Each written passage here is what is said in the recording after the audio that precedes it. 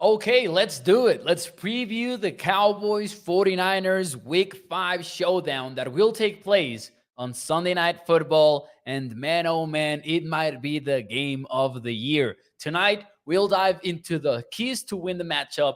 We'll go behind enemy lines with a 49ers expert for ADZSports.com, Nicholas McGee. And we'll close out the show with the betting prediction and the score prediction for the game. Ladies and gentlemen, here we go.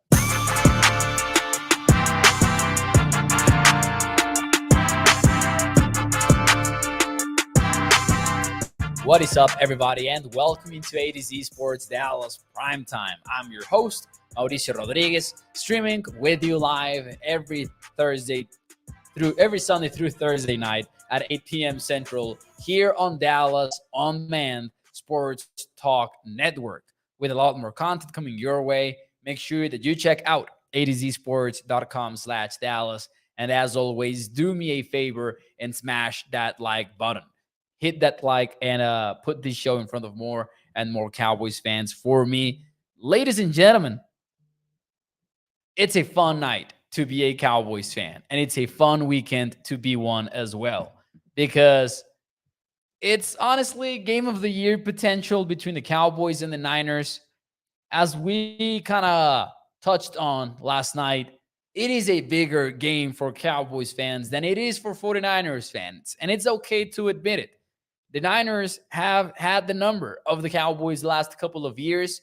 Not only have they beaten Dallas in the playoffs in back-to-back years, but they have done so by completely slowing down the Cowboys offense. Dallas has brought in Brandon Cooks. They have made Mike McCarthy the offensive architect of the team, all because of those two games for the most part, honestly. Because other than that, the Cowboys were efficient during the regular season. They had good years in the red zone. They had good seasons out of Dak Prescott. It was all about beating the big time opponents in big time moments. Now, yes, this is only a week 5 showdown.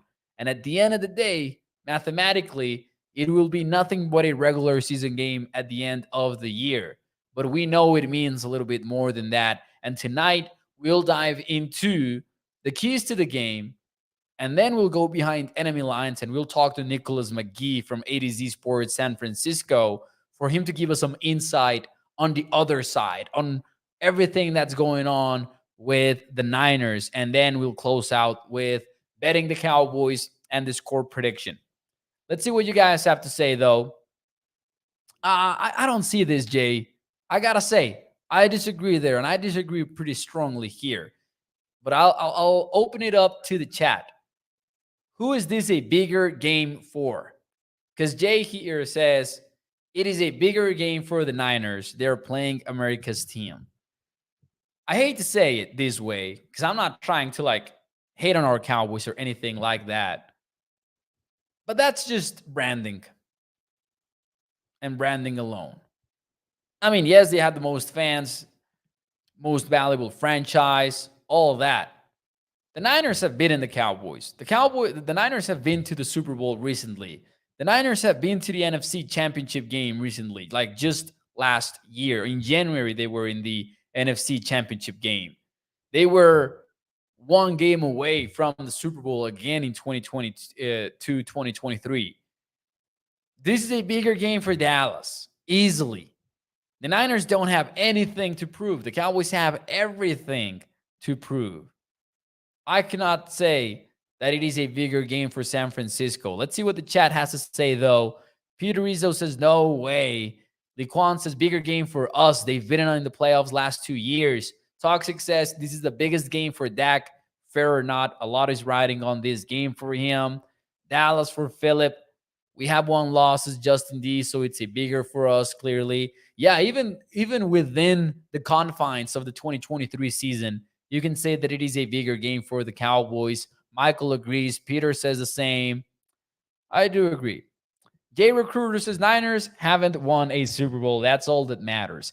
Listen, that might be the trump card between us and our friends when we're cracking up in a couple of cold ones and talking sports. That might be like the trump card. Oh yeah, the Cowboys have more Super Bowls. The Cowboys have won the Super Bowl more recently than the Niners and all of that. But recently, with the current coaching staffs that these teams have and the current makeups that these teams have, the Niners have been the better team. The Niners have been the superior team. Let's just be fair in that sense. There's a reason why the Cowboys are openly talking about this being bigger than just a game, and the Niners are really not. The Niners know that it's a top tier showdown in the NFC, and they know it's big, but it doesn't carry that underlying meaning that it carries for the Cowboys. Because to us, it's like, oh, if they beat San Francisco, then we're gonna buy into it at a whole other level. Sure, we're buying into it because the Cowboys are pretty damn good, but winning in San Francisco would be absolutely huge. Now let's get to how they can go about that. Let's talk about the keys to the game. So I'm going to talk about some matchups that the Cowboys absolutely need to make the most of. And I think it all starts in the trenches for Dallas because, man, that right side of the 49ers offensive line is definitely one of their weak points. When you talk about a Kyle Shanahan-led offense with Christian McCaffrey doing all that he's doing for the Niners, you got to look at the offensive line and you got to say, oh, this is where the Cowboys can destroy things. This is where Michael Parsons can go crazy and the Marcus Lawrence as well. We have not really seen that much of Lawrence and Micah on the same side of the defensive line. I think this is the game where we start seeing a little bit more of that. That's because first at right guard, man, the Niners have struggled. Spencer Bufford has 12 pressures allowed for the year, which is a very high number, especially when you consider that it's happened throughout the season. So he had 4 pressures allowed in week 1, 3 more in week 2, and then another 4 in week 3. Had a better game versus the Cardinals, but also Arizona does not have a lot going on the defensive front specifically. But Bufford is definitely somebody that you can attack. Now, the good news for the Cowboys is that this doesn't necessarily mean having Ozo Digisuwa, for example, go crazy on him as a defensive tackle. Nah, because Dallas knows very well how to get Micah versus a guard, how to get Lawrence versus a guard. This is one of those games where you want Dan Quinn to go absolutely crazy while not sacrificing, contain on the edges because you still want to force everything inside. But the Cowboys can wreak some havoc in there. I wouldn't be surprised if the Niners have several ways of getting away from the right side because, man, the Cowboys, man to man, they're going to win that matchup all day long. Now, it extends beyond the right guard because also right tackle Colton McKivitz has had some issues. If you look at his numbers season wide, that might not be very noticeable, but it is noticeable on film. And then keep in mind that when he faced top tier competition, so I'm talking about the Steelers here, defensive line wise, he had a rough game. 5 pressures allowed, and he allowed 3 sacks versus TJ Watt and friends. That's not ideal. That's not ideal when you're up against Micah, D-Law, and those are like the leaders of the unit that we like to mention. But then Dante Fowler subs in, and he's a nightmare. I mean, we just saw him strip sack Mac Jones in week 4. Sam Williams is also not fun to go up against. The Cowboys are going to have answers, in my opinion. The Cowboys are going to have answers to really get after Brock Purdy from the right side and even just wreak some havoc, even in the run game. Honestly, I think they can be attacked. So that is the number one matchup that you need to win if you are the Cowboys, in my opinion, because that is your biggest strength, the pass rush and the defensive line and Micah and everything, versus the Niners' biggest weakness, probably roster-wise. We'll talk about some defensive issues for the Niners shortly, but I think that just overall, this is the Cowboys' biggest strength, and it matches up very well versus the Niners' biggest weakness. So it is the matchup that can make or break the game. It is the matchup that can win the Cowboys the ball game. That easy. There are other matchups that are key, but this is the one that can make you think, oh, Cowboys can get the win here. in the third edition since 2021. Let's see here, though, about some of your comments. The key to the games is toxic is for Dallas to score more points in San Francisco. Oh, I thought this was a joke, but no. Here it goes. Prior to the end of the fourth quarter. Huh. Interesting. That is interesting. Maybe what toxic means here in a deeper way is, maybe not making it a coaching showdown at the end of the before the end of the fourth quarter. Oh wait, I thought that you meant entering the fourth quarter. So I was like, wait, what? Oh, okay, it was a joke after all. Yeah, that's definitely the key to the game. Toxic Tom, you got me there. I thought that you meant like entering the fourth quarter, like ending the third with a lead is what I understood for some reason, and that reason being that I misread. What the says 49ers offense is in trouble and they don't know it yet, but they will soon. Anyways, ladies and gentlemen, that is key number one to the game for me, attacking the right side of the Niners offensive line. And then you get to the turnover conversation. And I got to say, I don't want to sound like a talking head on national TV or anything like that, but avoid turnovers. ... In quick game. I say this because I believe the Cowboys are going to come out and they're going to, stick to the quick game stuff that they've been sticking to 4 weeks into the season. The Cowboys want to get rid of the football quickly. They want to have Dak Prescott take a 3-step drop under center, maybe a 1-step drop from the shotgun, and just target Michael Gallup, target CeeDee Lamb, just fire that off quickly. CeeDee Lamb, obviously, I think the game plan will be more or less the same in that sense versus the Niners. I think Dallas is going to want to come out and just boom, boom, boom, lasers. Use Dak Prescott's high mental processing skills because I believe that's his biggest strength. And we've talked about that for a long time here on the show. But now with the whole West Coast offense approach is being much more noticeable. I think that Dak's footwork looks much cleaner as opposed to other years. And I think that's absolutely huge for the Cowboys entering this game. But the turnovers, if they do happen, they have to happen when you're looking for the explosive play. Because if suddenly the Niners, you know, take you off balance in what you're trying to do, which is going to be quick game, in my opinion, in the passing game at least, then things could get a little bit ugly. If suddenly the Cowboys lose confidence in what's been working for them and what has worked for other teams versus the Niners, because, man, the Cardinals ran a lot of quick game versus San Francisco, and it kind of worked. Not entirely so, but hey, Dak Prescott has the fourth least or the fourth lowest turnover worthy plays percentage in the NFL. So he's not really risking the football a whole lot. Brock Purdy is all the way down at 26th. Brock Purdy might throw you the football. And this is not hate on Brock, who I've talked about this on the show. The kid deserves some respect, but he's also going to give you some opportunities, and that will be key for the Cowboys. They're going to have to make the most out of that. And then finally, well, not finally, but close to finally, before the enemy insight segment, yards after the catch is going to be the story of this game in more ways than one.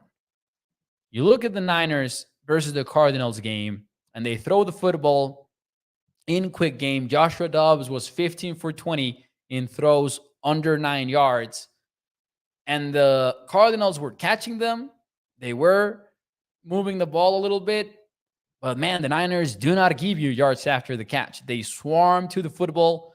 They've got Hufanga at safety. They've got Fred Warner at linebacker.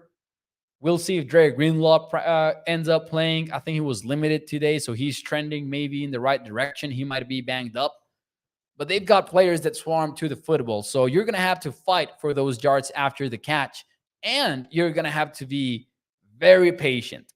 Like, Dallas is going to want to stick to the script as much as possible and just march downfield, put together long, long drives, and not fall into what the Niners are going to want them to do, which is potentially drop deep and risk the football down the field, because they've got the pass rush that then they can get to you. Now, good news is the Cowboys are expected to have their full offensive line, which is absolutely amazing.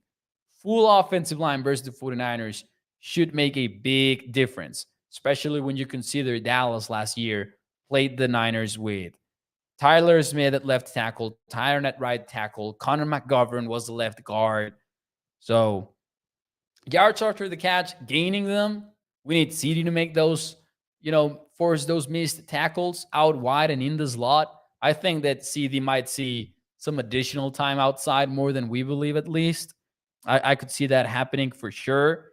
But then also, on the other hand, the Niners, they are jack machines. They are getting that jack every single week. And George Kittle is getting it. Christian McCaffrey is getting it. Ayuk, not so much, but he's still a dangerous player, in my opinion. Debo is obviously getting yards after the catch.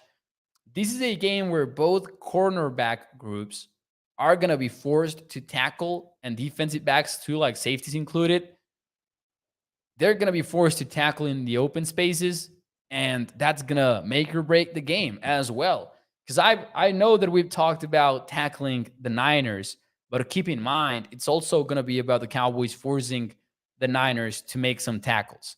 And I would assume the Cowboys are going to be pretty aggressive personnel-wise and are going to try to take the Niners out of base defense and more into nickel looks. Because when they are on base, and shout out to Nate Tice from Yahoo, who had this amazing stat, when the Niners are in base personnel, they are top 6 in defensive success rate versus the run. They go down to 22nd when they are in nickel personnel group. So that would tell you that, hey, their defensive backs did not have so much fun tackling and stopping the run, but also in the passing game, like getting the football to CD, allowing him to get the jack and all that is going to be key. And last but not least, before the enemy inside segment, the McCarthy explosives, I'm going to call them. It's going to be difficult to come up with explosives versus this defensive front because, man, Nick Bosa is good. Javon Kinlaw is good. Hargrave is good. They've got some weapons on the defensive line, to say one way. But if you are Dallas and you are trying to push the ball downfield, you're going to have to manufacture some stuff. And I believe this is where Mike McCarthy can really show that he's up to take those risks. We talked about Max Protect earlier in the season, earlier in the week.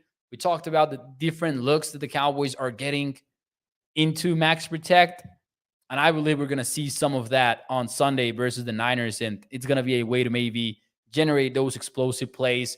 Dak is running a lot of play action. I think that will continue to be the case. There's going to be some shot plays early in the game, I believe. Maybe Brandon Cooks finally connects with Dak Prescott on a big play. And at the end of the game, I think we're going to look back at one or two games that really made a difference, be it for the Niners or be it for the Cowboys. So we'll see how all of that looks like. Those are the keys to the game, in my opinion. But this is from our point of view. We're going to listen to Nicholas McGee now from A to Z Sports San Francisco. And I believe his insight is going to be fun. But before we get to that, let me read some of your comments here. William says, so listening to your commentary there, I'm thinking that the Cowboys offense got to make the Niners linebackers go side to side to maybe wear them out. Then the Cowboys defensive front have to gear up when the 49ers run to grab up well to force Purdy in long yardage situations. Yeah, for sure, William. Like, I think that's a pretty good game script. If it happens this way and Purdy is forced to drop back in true drop back scenarios, that's how you want to win this ball game. And that's not hate on Brock Purdy, but I think everyone knows that allowing Christian McCaffrey to dictate the game is not the way you want to beat the Niners, right? Like, that's the one thing that you want to take away first and then force the Niners to do everything else. Guru says, I doubt that vertical passing is not in this Mike McCarthy dink and dunk offense. One dip shot, and that's it. Yeah, they definitely want to keep things short, but every offense is going to have ways to generate explosives. And versus the Niners, it's going to tough to get those explosives with yards after the catch. I think it's going to have to be those shot plays. I think there's going to have to be those max protect concepts to really allow Prescott to have 1 second more in this or that play to really push the football down the field. But ladies and gentlemen, let's get into the enemy lines and let's talk to Nicholas McGee from A to Z Sports San Francisco. This was my conversation with him. I hope that you guys enjoy it. And then we'll get to the betting the Cowboys segment because I have my pick at the ready. I'm confident in it. We're 3-1 for the season. And of course, we had a very successful 2022 campaign. So I'm excited about getting to that as well. But first, ladies and gentlemen, Nicholas McGee. Us now on A to Z Sports Dallas Primetime is none other than Nicholas McGee, who covers the 49ers for A to Z Sports. Nick, how are you? Game of the Year vibes. It's Thursday, and we are excited about it. I'm doing very well, Mal. Very excited. Like you say, game of the year so far, and kind of either conference, any week. It's definitely the one that gets the juices flowing.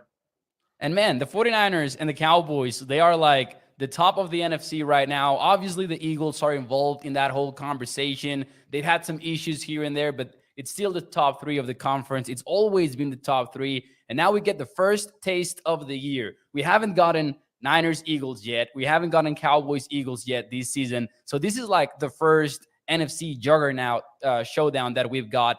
Last night on Primetime, Nick, I went in depth to what has changed for the Cowboys since January 22nd, 2022, when we lost to the Niners. And, you know, it's been a lot. It's been a lot of changes. The offensive line looks completely different. But I wanted to ask you and get your perspective. What has changed? Like, what do you think are the biggest changes that have happened for the 49ers, who vastly look like the same team, but there have been some tweaks here and there? There's been some tweaks here and there. Not much has changed on offense. It's very much the Christian McCaffrey show. You saw that at the weekend against the Cardinals. So the whole offense revolves around him at this point.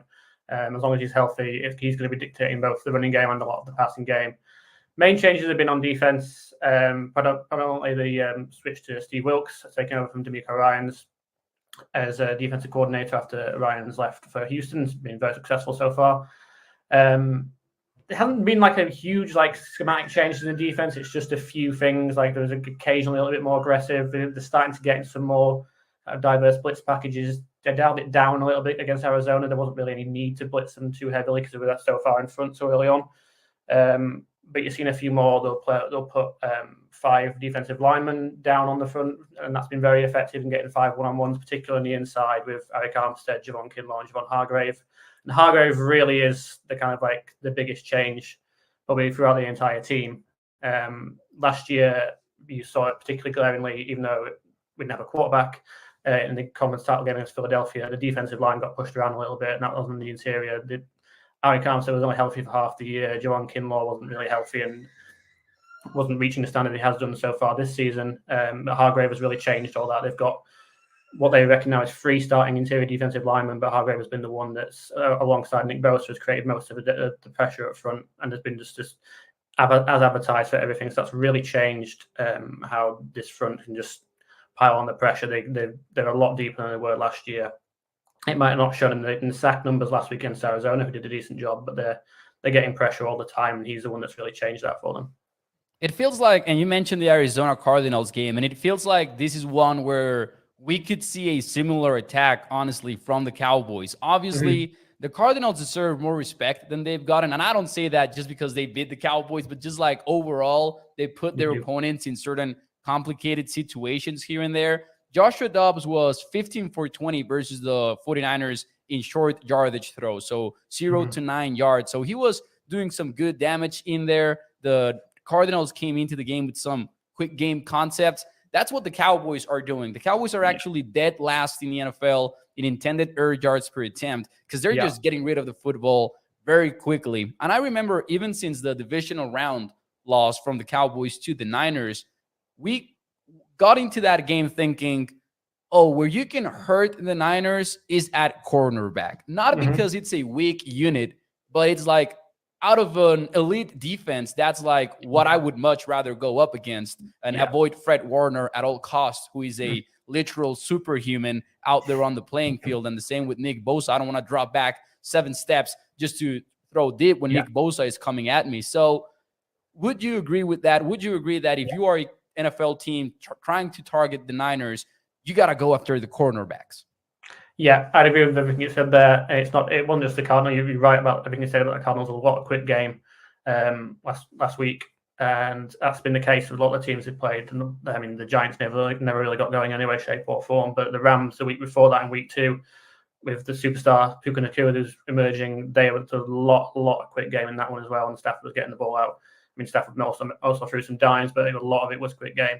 And yeah, I think they have an issue at the corner in the Chavarius Ward, their number 1 corner, missed practice on Wednesday with a heel issue. That's been kind of a lingering thing. It seems to become a little bit more serious, but I would still imagine he'll play.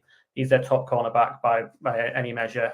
But beyond that, there are certainly weaknesses. John Lenore is a decent starter, but he's certainly exploitable, particularly if you get CD Lamb on him at any point. He played well against the Cowboys last year in the playoffs and had that interception, but he has his up and down moments.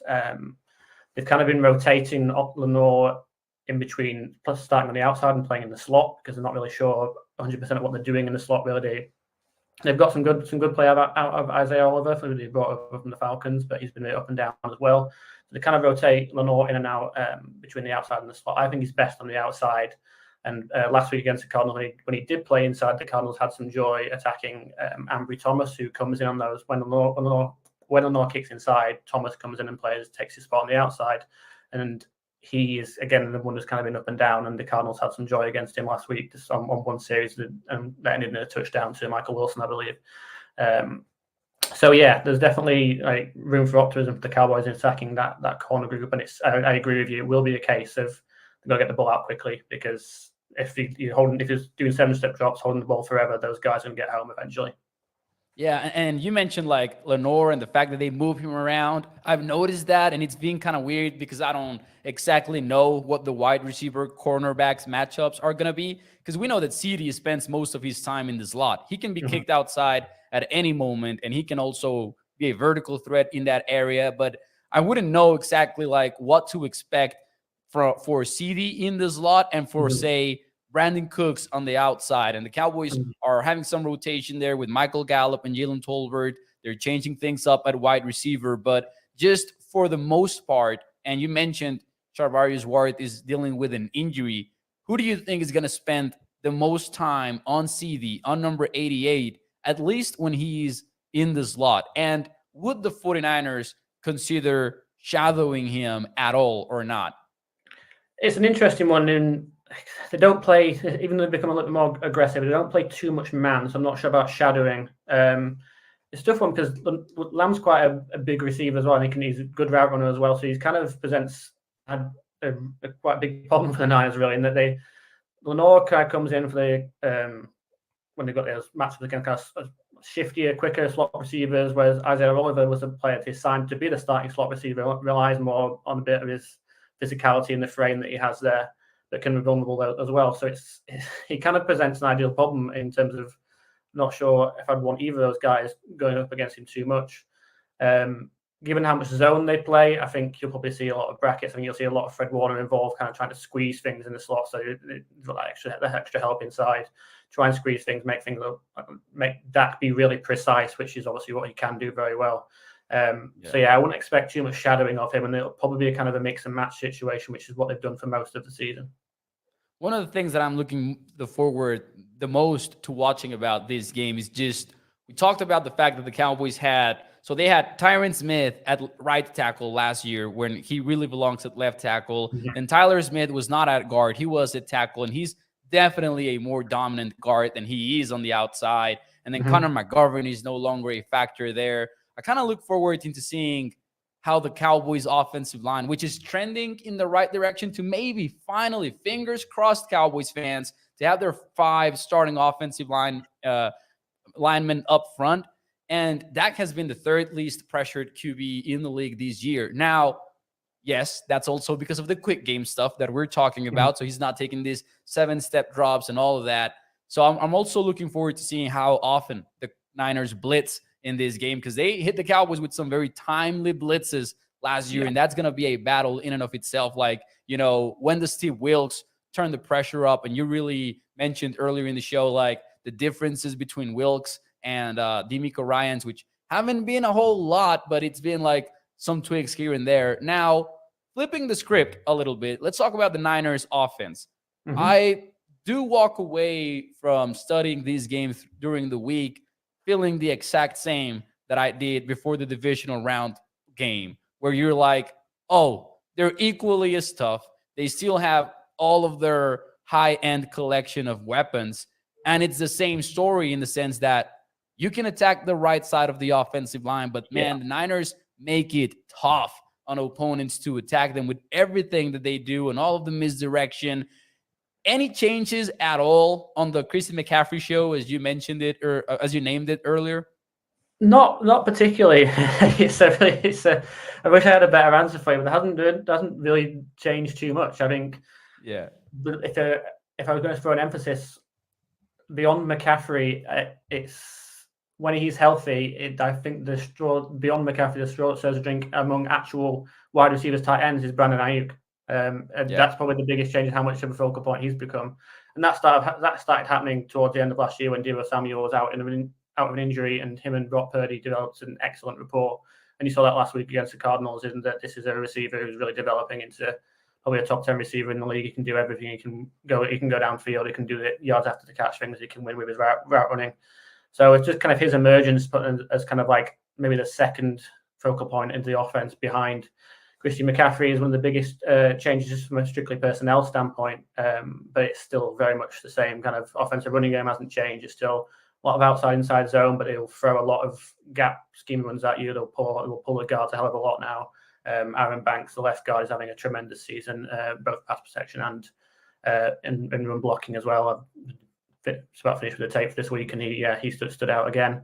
And Shanahan's going to do what he's going to do. He's going to misdirection. He's going to try and torment your linebackers. And he'll do that a lot with Deebo and McCaffrey in motion, and try and create leverage through those motions and play action and just create those voids in the middle of the field, man, which is what he does best. And I haven't seen anybody can stop it yet.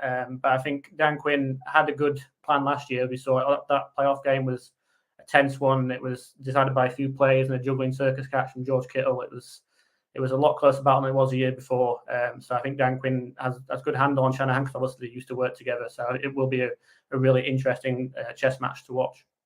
Yeah, and I don't know about you, but I kind of feel like this game might be a little bit of a change up in the sense of maybe it's a little bit more of an offensive game that the divisional round was, because that was Yeah. kind of like a weird game, 19-12. The Cowboys were containing the edge. They were stopping the Niners, honestly, the Niners as well to the Cowboys. But I kind of get the feeling that this might go a little bit different. This might be more of a, fireworks type game, and I'm excited to seeing if that can be the case. Now, you mentioned Ayuk's increased role, and I agree with you, man. Like, it feels like he's taking a step forward as a receiver, and then he is such a physical blocker. Yeah. Sometimes it seems like he's like a tight end at times for the Niners. It's so crazy to see how consistent he is in that area. And you mentioned McCaffrey is the number one focal point, obviously. And then you mentioned that maybe Ayuk was the number two. I was curious about that. One of the questions that I wanted to pose to you was, obviously we know about the collection of talent that you guys have. How would you rank them, like the biggest names, as say that you are preparing to face the Niners? Who am I worrying the most about? I agree that it starts with McCaffrey, but then after that, it's kind of like a very difficult question with how they use George Kittle, how they use Deebo. How would you rank those worries? This kind of runs contrary to what I just said, anyway. So as much as I think Awesome. Ayuk is like a second guy in terms of everything he can do, I think if you're game planning for them, you're most worried in McCaffrey about just that threat of Deebo and them being used in much a similar way, just because he's so versatile. And I think you saw that on Thursday Night Football when Ayuk was out, and Deebo was kind of like the number one after McCaffrey in terms of like actual pass catchers. Just everything he can do in motion and carrying the ball out the backfield and just after the catch and what happens when they get him into open space.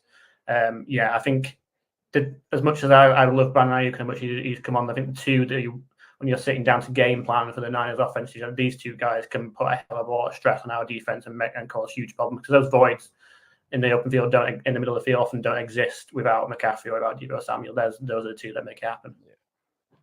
For sure. Now that's a very good answer. And then I will just say, like, I'm excited to seeing how they match up against the Niners because it's just such a big problem to match up against them. And the way that the Cowboys are set up, where they have this group of safeties, right, playing linebacker basically at times. And then they had like this big nickel type defense. I don't know if it changes a whole lot where, for example, if Deebo gets in the backfield, I don't know if it changes your defensive look a whole lot versus what you would have versus a running back. And that's just speaks volumes about what the Niners do with Deebo. So I can see where you're coming from saying that Deebo is that second concern for sure.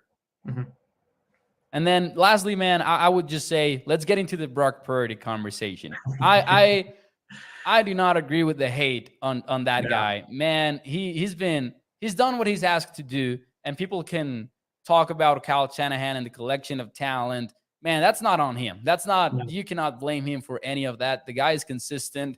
I do agree with some questions like, have we seen him trailing enough? And maybe that is a fair concern and a fair question. But again, it's not like that is his fault that he's not trailing in all of these ball games. So that aside, and something that I mentioned last night on the show, I didn't realize at the time because maybe I was just frustrated with Trayvon Diggs whiffing on the tackle or whatever.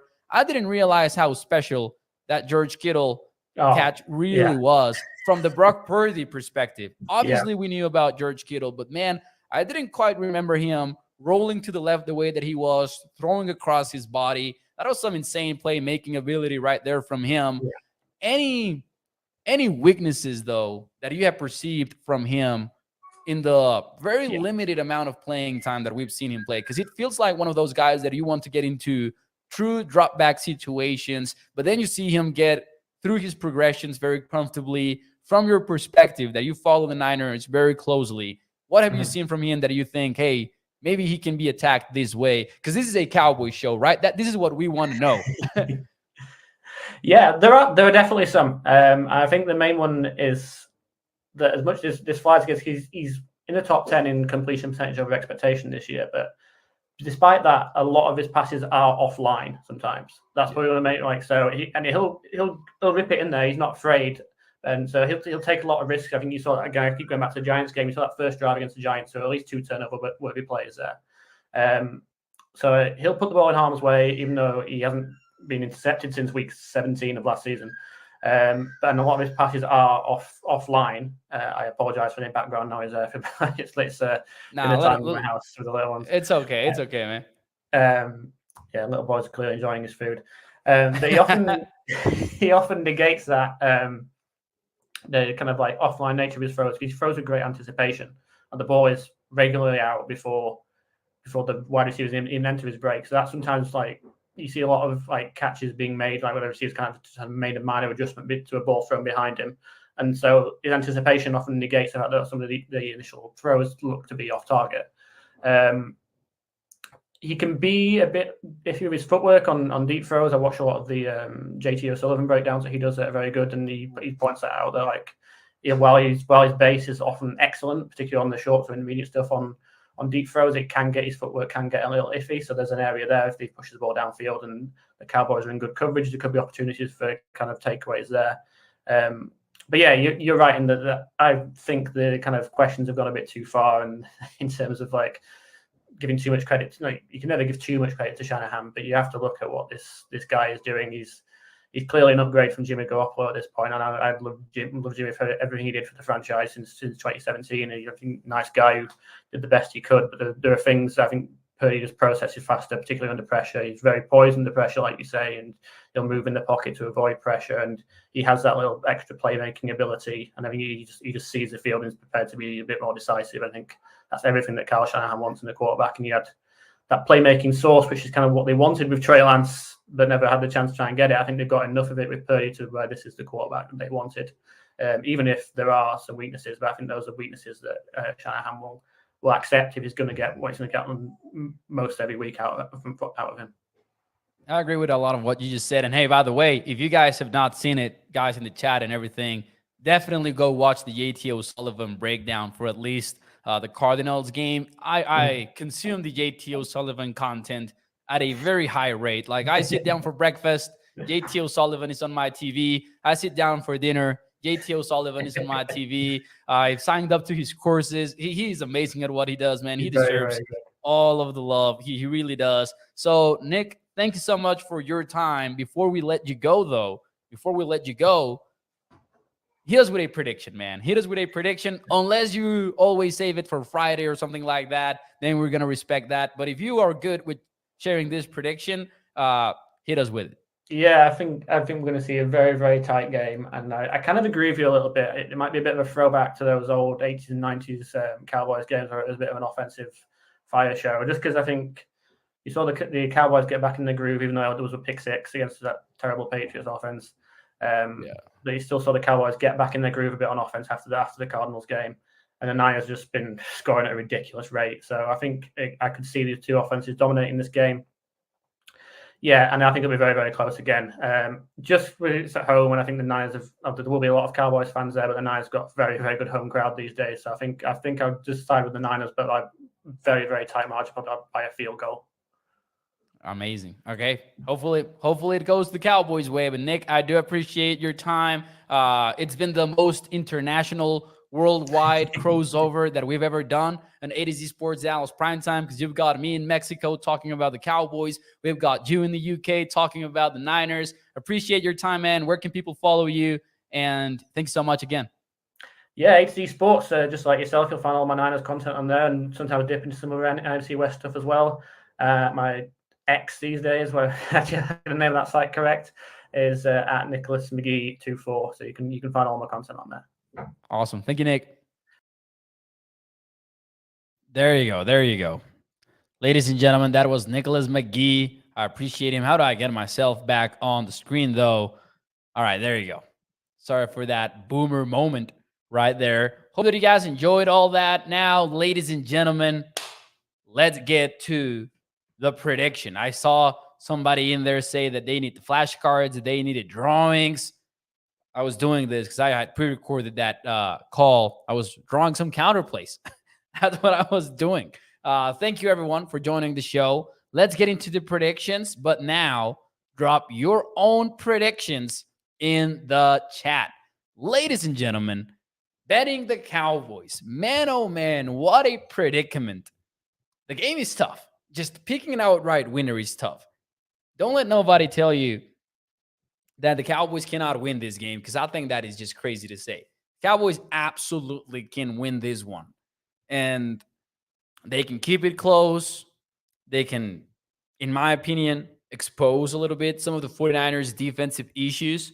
We've talked about the cornerbacks. Nick mentioned some of the cornerback issues. I think they need to go against Lenore and even, Isaiah Oliver too. Like, they need to go against those corners, be aggressive with the passing game, quick passing game even, but just stay aggressive, try to stay ahead of the sticks.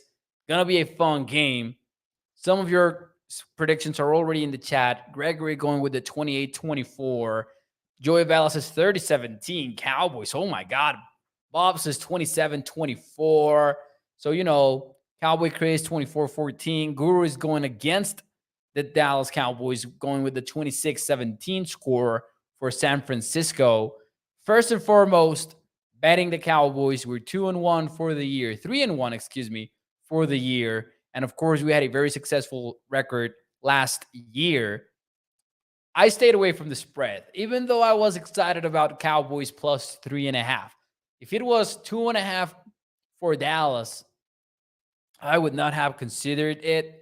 But 3.5 looked pretty good to me, like half a point over a field goal. I think there's some value in there. But I'm going to go with a total pick for betting the Cowboys this week. I'm going with the over 45 points.